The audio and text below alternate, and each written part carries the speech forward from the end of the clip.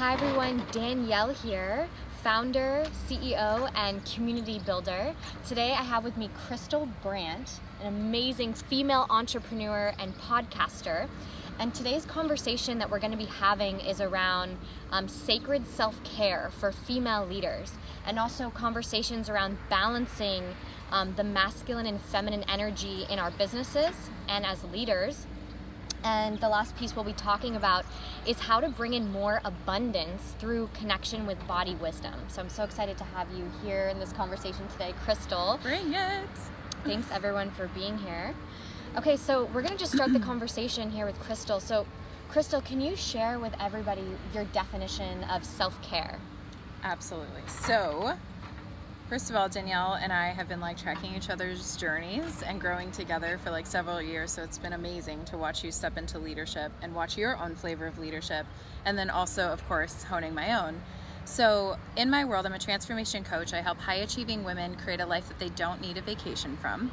I love that. Can I get an amen? Yes, amen. Yes.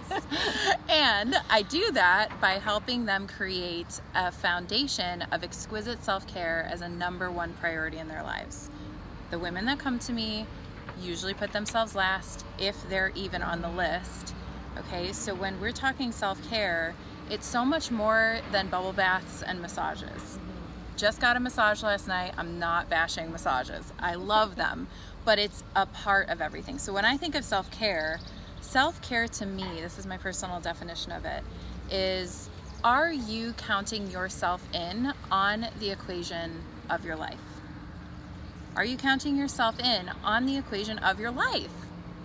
It seems so simple when you hear it in the question form, but it's amazing how much of our lives are actually built for other people's expectations of us or obligations we feel, rather than actually cultivating that from our core, from our soul, and letting everything meet us there. Okay? And then when you heard me talk about exquisite self-care, this is when it really gets to the next level. This is when it gets really, really juicy and fun, because it's so for you. Because the truth is, my self-care is so different and nourishes me differently than Danielle's self-care.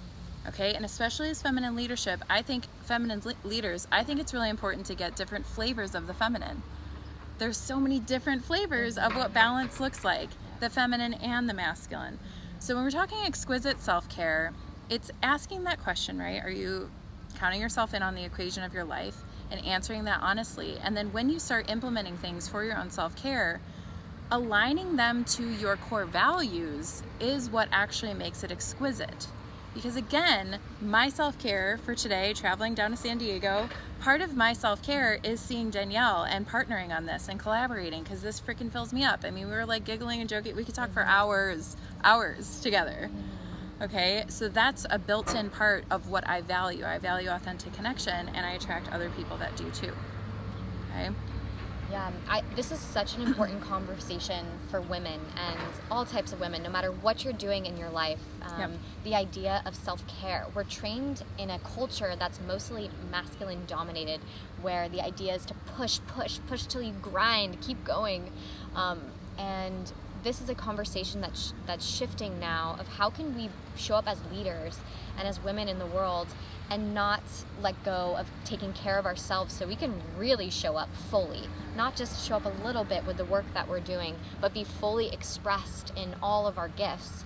And so I love this conversation because the typical entrepreneurial path and the typical conversation is around grinding and hustling, which is important. Is you want to be consistent and you want to be motivated and driven, because that's what it takes to really build something of value. But then how do you integrate these nightly rituals or weekly rituals or Sunday rituals so that you can be nourished, so that when you start your week on Monday, you feel full and filled up? I see this so often with so many female founders.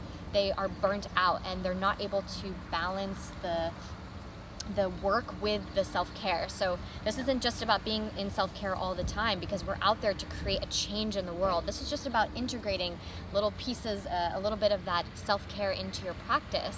And I see some female founders, and my sister actually showing up on this call is perfect. Awesome. So I want to just have a conversation here and just any tips that we can give around when you're building your business as a female founder, how do you stay motivated and driven and do your work because you're staying in that alpha masculine energy? What can you do on a weekly basis, every night or once a week or a few times a week to bring in the self-care so that you can be more powerful in your work? So I'd love for us to just throw out some ideas, and I'd love for all of you to comment in the comment section, how do you integrate self-care into your work schedule as a female leader, female founder out into the world? And how does that impact you when you do that? So I'd love to hear all of your ideas, so please comment. So I'd love to hear, Krystal, what kind of self-care tips do you recommend for these women watching? Okay, so the truth is, there is no like prescriptive self-care.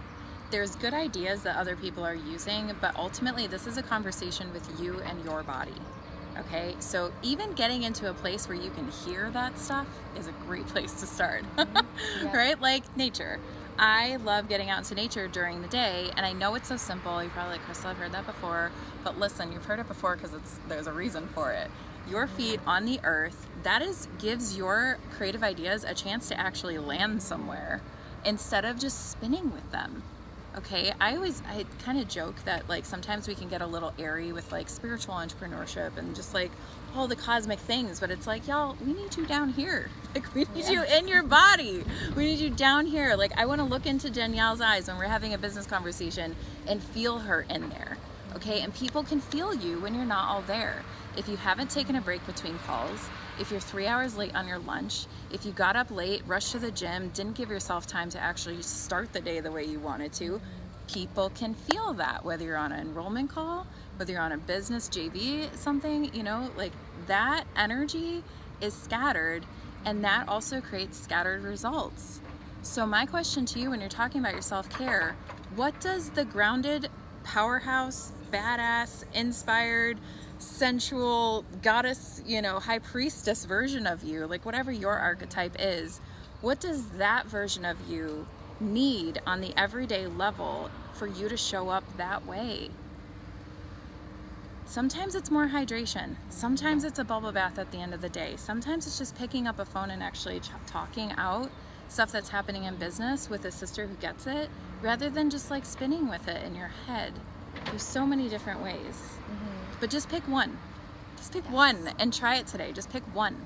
Yes. One of my favorite questions to ask is, what would be your fully expressed version? What would your fully expressed version of yourself look like in the world? And then ask yourself, how would you showing up as your fully expressed version look like in your business? How would your business change? How would you show up in your business? So a lot of these self-care techniques of getting out into nature, yoga, meditation, eating healthy, connecting with other women that are also on a similar journey as you. These are all things that help your fully expressed version come alive in the world, because when you are fully expressed in yourself and in the work that you're creating, your business, your work is going to be so much more successful because people can feel your energy, can feel you, and they're going to be inspired by you, and they're going to want to take action because they really believe in you and your mission and what you're creating. So I love this idea of what is your on display right now? What does your most like wild, fully expressed version of yourself in the world look like? And then how would that look like if you brought that fully expressed version of yourself into the work that you're creating in the world? And so what do you need to do? How do you need to take care of yourself so that you can balance out the strategic part of your business, so the sales and the actual execution side of your business? Can you balance that out with activities in your day-to-day life or a few times a week that make you feel expressed and awakened? You are going to be so much more powerful in your sales calls, your videos, your content, when you're facilitating whatever you're doing in the world if you are fully expressed in yourself. And this is also going to help stop burnout from happening, because so many of us are on this track of grind, and even though we know our bodies are telling us we can't last this long going like this, so many of us end up quitting or giving up. And so being a leader is about the long-term game. You're showing up in your life for other people in the work that you're creating, so it's the long-term game. How can you stay consistent in the long-term game? And this is really bringing in self-care so that it's a slow journey with ease and grace versus quick and burnout. Yeah, I'd love to add to that. Mm-hmm. Okay, so first of all, burnout is not sexy. It's not sexy. It's not sexy. It's not a badge to wear to gain acceptance from other entrepreneurs. Okay? Mm-hmm. Because when I see it in their skin tone, when I see it in their eyes, when I see it in how they're talking about themselves, if you are not fundamentally investing in yourself first, I do not want to invest with you. Okay? How can I trust you to take care of me when you're not taking care of you? It's not sexy. Okay, so that whole culture, so I bought this journal. The only reason I bought this journal was because it was pink, it was my brand color, and it was gold lettering, but it said, every day I'm hustling. I'm like, I hate that phrase. I don't want to, but there was something about this journal, intuitively, I got it. And then a month after using it, I was resisting using it because it said, every day I'm hustling. So I took a big black marker and I drew through hustling. And on the bottom, I wrote, every day I'm resting. Every day I'm resting. Like, that is my mantra, because I get to show up. If I'm building in just 15 minutes, 30 minutes, even an hour between calls where I can actually take in the gifts of the call that happened before, I can nourish my body, I can hydrate, I can stretch out my body, get outside, and then show up to the next call. Like, I don't lose anything there. I only gain everything. Okay, and the other thing I want to say about, burnout's not sexy. A lot of us entrepreneurs also are leveraging gifts from some tumultuous times that we've all been through. Okay, so I'm just gonna really take it there with you all. Hope you're willing to go there with me. My skill sets come from an extremely difficult time with my family, going through family illness, watching my parents, choose what they were choosing, and me just not knowing what to do with it. And the gifts that came out of that time, there was also these patterns of being in really high highs and really low lows, and being in chaos and being in more trauma, and then calming down, and then all of a sudden I would beat myself up because I'd be in this chaos again. When you're talking about your path to burnout, where are you bouncing between those huge edges of really high highs, really low lows?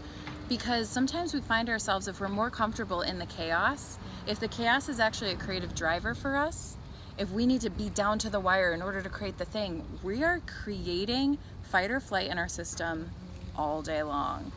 So examine and get honest with yourself of, am I addicted to those highs and lows, and how can I create that, I call it the slow central hip roll through the middle. Where's that juicy hip roll in the middle? Yeah, I like that. Right? That's so much sexier than oh my God, frazzled, oh my God, totally out, for a week. It's just not sustainable, and we need you all in systems and structures in your business that are sustainable, because we've got work to do. Yes. We've got so much work to do. Yes, true. We really need to be continuing on our journey and giving our gifts and not allowing burnout to take over. And I can relate to this story, and comment below if you can relate to the story of growing up in a family or a culture that was more on the side of pushing and pushing to create your success. And over these past couple years, especially this past year, I've been really experimenting with what happens when I surrender and let go and allow myself to receive more support, and I upped my self-care game, and also I stopped pushing so intensely to the point where I knew I would burn out, because I've definitely experienced burnout in my work. And as I let go, I still found I was able to hit those 5-figure launches, even when I said I'm not going to force and push, and I added more meditation and added more ease, and I still was able to generate the same amount of money during my launches for my business. And so this is the last question here. I want to just dive in with Krystal here. Is she shared with me that this past month was your biggest month ever with your business. And so because you've been doing so much work with body healing, so we're going to just open up this question of your body and abundance come together. So the more you are nourished, healed, feeling fully expressed and energized in your body, it's going to directly reflect your bank account. So I want to just ask here, Krystal, can you share just a little bit about that piece for everybody? Absolutely. So this is something I kind of accidentally discovered. There was a time last year when I took up pole dancing as like exercise and also just like so fun. Like, oh my God, so fun. So I actually was doing it and I did a solo and I was practicing my solo, and the woman that owned the studio, she's like, Krystal, this is so powerful. Will you open the show for us? And I'm like, Wow. yes. Tear, oh my God, yes. So I did the performance, and that was 3 months into 2017. And what ended up happening that month that I didn't realize till later was that I came to this reckoning place of owning my body exactly how it was. I didn't need to change a thing. I was so in my skin. I was owning my sexual energy. I was owning my sensual energy. I was owning my erotic creative energy out loud for everyone to see. Came out of the hiding, you know, my relationship with sex is like sex is secret. And then all of a sudden I'm here in this like bootylicious leotard in front of everyone spinning around a pole. And it turned out that that month in my business, I made more in my business to that day in March in 3 months of that year than I did the entire year before. There's no accident with that. There is no coincidence. The deeper that I go into my own body nourishment, the deeper I heal the old wounds, the deeper I heal the limiting beliefs, the deeper I release the held tension in my hips and my shoulders, and through massage and through, you know, body care, through healing my gut. All of these like day by day small choices, what I feed myself, when I get to bed, how much drinking alkaline water, like these small choices that we take for granted are such abundance along the way that you're nourishing your system, your vessel. So when you're at home in your vessel and your vessel is safer to open up and receive, you better believe, why would you be receiving internal benefits and not also receive external benefits in the form of money flowing your way? The two are so intricately tied, but I had never learned that. I happened upon that. But ever since I've gotten clear on that, I've been talking more about it because we need to see this direct connection. You need to be at home in your vessel in order to receive all the abundance you've been manifesting. Yes, I love this. And that is a big piece that I'm very turned on by, or I love the topic of awakening pleasure, receiving pleasure in your body. And this doesn't mean just sexual pleasure, but it's allowing like sensual pleasure. So many of us push away receiving pleasure because we fear pain. We've had a lot of experiences in our life where emotional pain or even physical pain that we've experienced. So we actually create this experience where we reject life. We stop allowing life to come support us.